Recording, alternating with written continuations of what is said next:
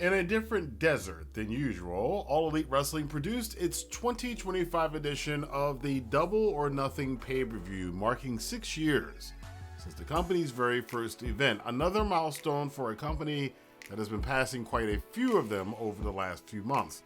Tonight, however, they would focus on the thing that has been the biggest selling point for the company, one that it holds above pretty much every other wrestling promotion today, and that is the quality of its pay-per-view matches. The first clash of the night was between TBS champion Mercedes Mone and Jamie Hayter in the finals of the Owen Hart tournament. Hayter enters this match with an air of confidence around her, mixed, however, with some doubts. Doubts about her ability to perform at this level, doubts about her body post-injury, doubts about whether she remains relevant in the AEW ecosystem, and concern that many wrestlers who have achieved some initial success, but injuries take them away from, worry about. Is she still going to be there in that top echelon? Is she still going to be popular? That's the question for Jamie Hayter. Monet, on the other hand, coming off losing one of her many championships, seems overconfident. It may be overlooking her much stronger opponent to greater prizes in the future. This almost proved true in the match, as Hayter dominated physically for most of the match. Hayter proved superior in power and determination, but faltered in the one area Monet had her beat in, which is cunning. Mercedes won the match, won the tournament, and now wins the right to challenge for the AEW Women's World Championship at the biggest event on AEW's calendar. That will be All In. FTR, however, has undergone several changes over the last few months, including gaining a new manager in Stokely, a new attitude, new ring gear, and a new penchant for viciousness against former friends and even broadcast announcers. This leads us to their match against Daniel Garcia and Nigel McGuinness. While they faced a decent challenge from the makeshift tag team of McGuinness and Garcia, this continued on an unfortunate downtrend for Garcia, who has struggled since his lackluster reign as TNT champion, and McGuinness, whose comebacks have felt less than they really should. Even the expected big moment for Tony Schiavone didn't come. In fact, it was a bit underwhelming. The dominant victory for FTR was good for them, but it was a severe dismantling of Garcia, who was forced into submission, and McGuinness, who had to watch injured from the floor. Ricochet and Mark Briscoe engaged in a rather bloody and violent stretcher match, or ambulance match, in which we see AEW's trademark next level brutality for a mainstream wrestling company on full display, all with the appropriate sign of a fan in the background proclaiming dominion of Texas sickos. Some of this match may have been too much on the violence front for some, but it was another feather in the cap for Ricochet as he won the match and continues on perhaps his best run in any company of his entire career. The drama around MJF's month-long campaign to become a member of the Hurt Syndicate took a backseat to the Champions vs. Champions match as his new stablemates Bobby Lashley, or Bob, and Shelton Benjamin defended their AEW Tag Team Championships against Ring of Honor Tag Team Champions, the Sons of Texas, Dustin Rhodes and Sammy Guevara. While matches like this diminish the Little Brother Company's titles, we've talked about this with TNA's champion in WWE, and it's the same thing here with the Ring of Honor Tag Team Champions challenging the AEW Tag Team Champions, but their titles don't really mean much. It was a contest that remained entertaining enough to keep an audience engaged, each moment wondering when and if a blow-up or misstep would cause a growing rift between the Hurt Syndicate. It was a narrative whose ending isn't quite so obvious and screams at an eventual didn't see that coming moment with this whole MJF Hurt Syndicate thing, but we would wait on that. The Hurt Syndicate tonight, however, successfully defended their tag team championships and now move on to other stories, which I am quite curious as to where this is going, especially heading in to All In Texas.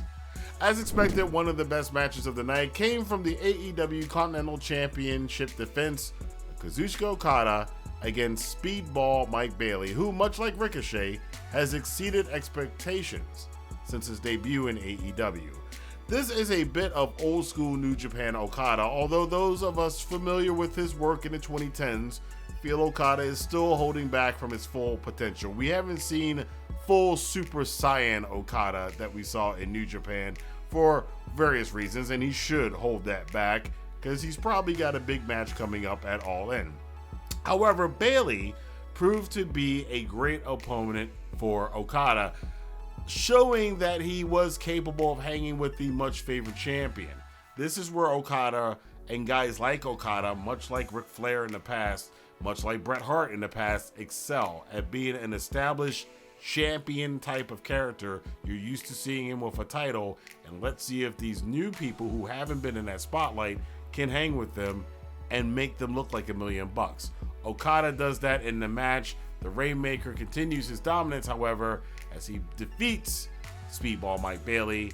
And at this point, if you haven't caught on or aren't aware of it now, I don't know much what else can really do it. Kazuchika Okada as a champion is his prime role. That is what he does best, and he continues to do this and continues to prove that he is one of the best championship wrestlers in the entire business.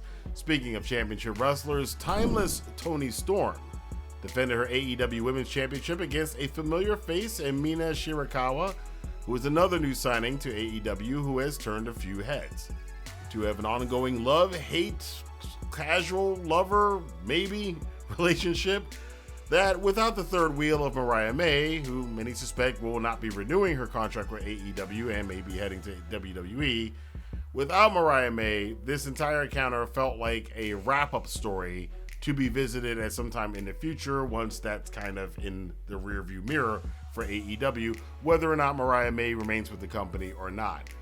On this night, the two women entertain as they can with all the over-the-top shenanigans we have come to expect from Toni Storm and Shirakawa. What was even more expected, however, was the outcome, as Storm succeeded in her defense, and now we can get to what we've all been waiting for.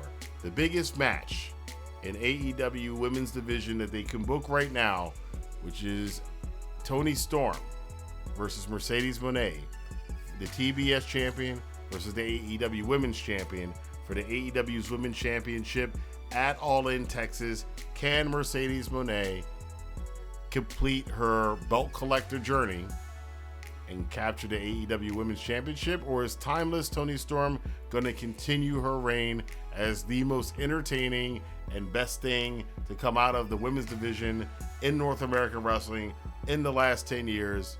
Only time will tell, of course, and now we can all just wait to see what kind of build they're going to have over the next 45 days into All In.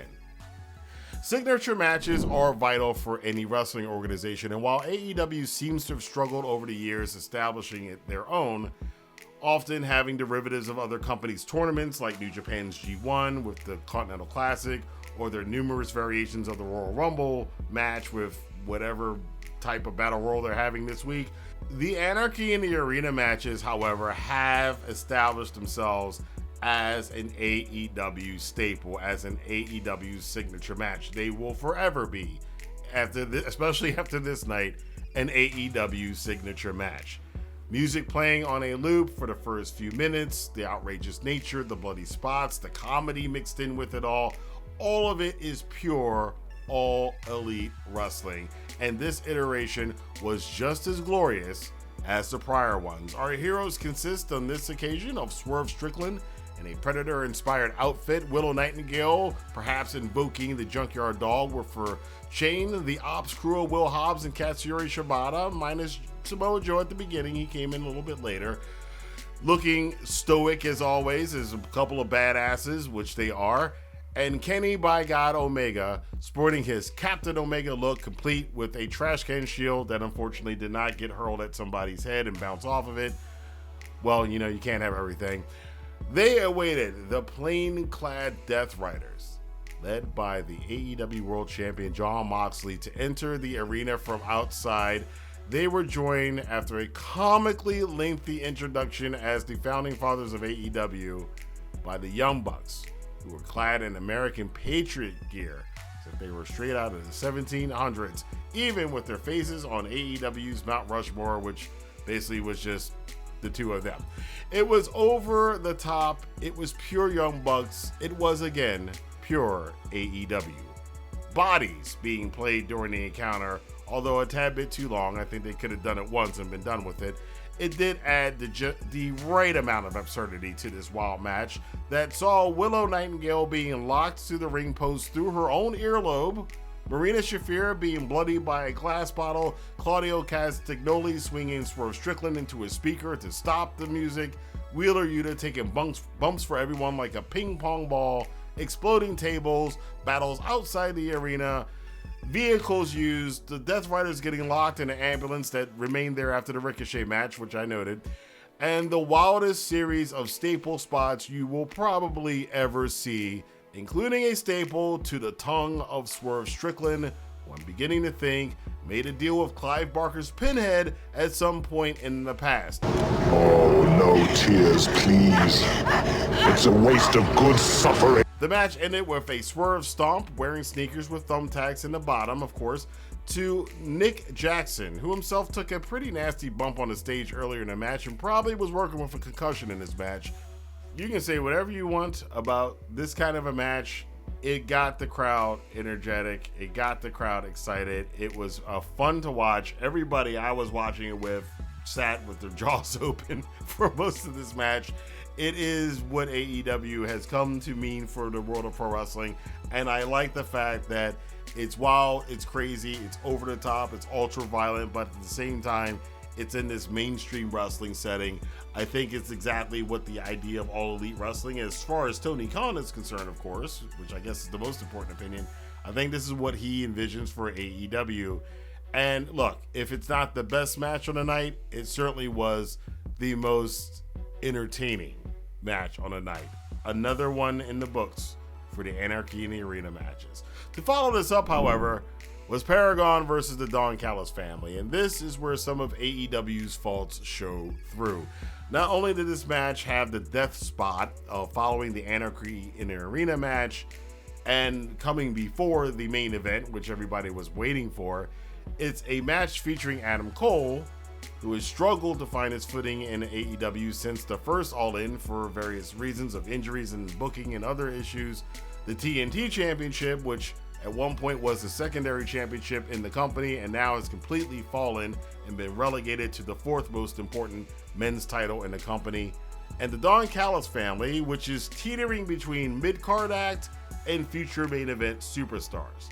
The idea was good to have a cool down match between Anarchy and Arena in the main event. That was good to do. However, this may have been better served as a promo segment to set up a future match between a member of the Don Callis family, most likely Kyle Fletcher, and TNT champion Adam Cole. They could have led into this with some sort of contract signing or something like that to have on this show instead of having this six-man tag team match, which unfortunately there was not much to be gained for anybody involved in this match. There's not much for Takeshita to gain. There's not much for Alexander to gain. There's not much for Fletcher to gain or any of Adam Cole and his crew outside of perhaps an injury. It didn't really move anything forward.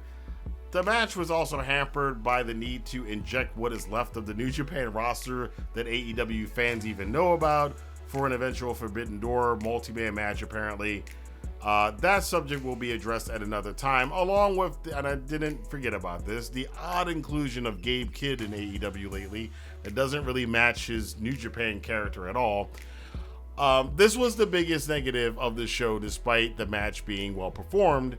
It really had no place in the show. This also highlights another major issue with AEW shows, one that they don't seem to want to fix, and that's that the shows are too long. You could have shaved this match and maybe one other one off the card, and the show would be better. I understand why they do it, but I do think in the long run, AEW, Tony Khan, the booking team, the creative team, you may want to consider shaving maybe a half hour at least off of some of these pay-per-views. Ending after midnight is a bit too much. However, this was made up for by the main event between Will Ospreay and Hangman Adam Page in the men's Owen Hart tournament final. AEW has thankfully added a bit more to the theatrics with having a video package of each man with their own words serving as voiceovers before their entrances.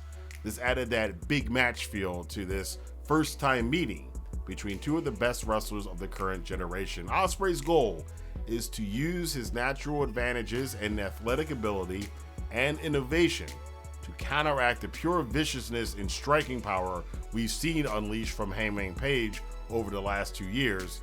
2 years that has seen the Cowboy go from a beloved fan favorite to a tweener to a lost soul to now someone who the AEW audience is clamoring to get behind again. Hangman as a character and as a performer knows this, and AEW does as well. They didn't rush this match. They didn't cheat the story. Outside of one botched table spot that was not their fault, it was just due to circumstance and physics, this was a perfect match for the first time encounter between Ospreay and Page. It foreshadows more battles between the two and whispers that what we saw on this night was only the tip of the iceberg that we can see from future matches between the aerial assassin and the Hangman. Maybe next time we won't get the aerial assassin against the Hangman. We might get the Commonwealth Kingpin, but again, that's a future date. This did make sense, as I would prefer to see, and I think a lot of us would prefer to see, if Ospreay's going to get a main event at All In, we would prefer it be him do it in his home country at Wembley. At this point, I can almost see that in the cards that next year when they do return to Wembley for All In, that Ospreay probably will have won the Owen tournament at the time. And I do like the fact that they are kind of stretching this out. This is now becoming a goal for Will Ospreay, who, as kind of sort of the main character of AEW these days, to have him have this now year-off goal to main event Wembley, to main event All In, and win the AEW Championship there, I think is the best thing, and make us wait for it. It's going to make the moment a lot bigger. He's now, and if AEW handles this correctly, can go on his own hero's journey, very similar to a certain other wrestler we saw a couple of years ago wanting to finish his story. However, the current story that needs to be finished is one of Hangman Adam Page. Hangman's win sets him on track to be AEW's savior. Can he now travel to All In and rescue the company and the AEW World Championship from the dismal grip of Jon Moxley and his less than inspiring story as a heel champion? Will All In be another disappointment for the Hangman? Will he be stuck staring out that window at Christmas again this year while his kid plays with toys? Or will someone else perhaps come down from a mountain on high to claim that title? In closing, AEW Double or Nothing 2025 is a great way for them to set up All In. Makes great use of the Anarchy and Arena match as the draw for this particular pay-per-view, something I think they definitely should hone in on in the future, as well as the finals of the Owen Hart tournament, which also can now be staples of the Double or Nothing show. It was a pay-per-view with purpose, albeit predictable, which is something AEW has lacked in the past with its shows. Over the last few years, the structure of their event calendar has started to make more sense, and we hope to continue to see more of this as we head towards a very, very busy summer for Tony Khan and his band of ultra-talented sickos. But I want to know what you guys think. Let your voice be heard in the comment box below, and until next time, see you guys here for more news, rumors, and reviews on the Rantin' Review Pro Wrestling. Have a good day.